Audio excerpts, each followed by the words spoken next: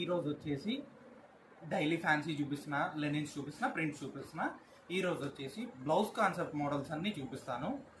ఇవన్నీ ప్రింటెడ్లో వస్తే బ్లౌజ్ మ్యాచింగ్, ప్లెయిన్లో వర్క్ బ్లౌజ్ కాన్సెప్ట్ వస్తుంది, కలర్ మ్యాచింగ్లో వర్క్ బ్లౌజ్ వస్తుంది. ఇది వచ్చేసి ఇప్పుడు మీకు చూపించేది బాందిని సీక్వెన్స్. ఇది ట్రెండింగ్ ఇప్పుడు. Bandhani sequence light weight work blouse. ఇది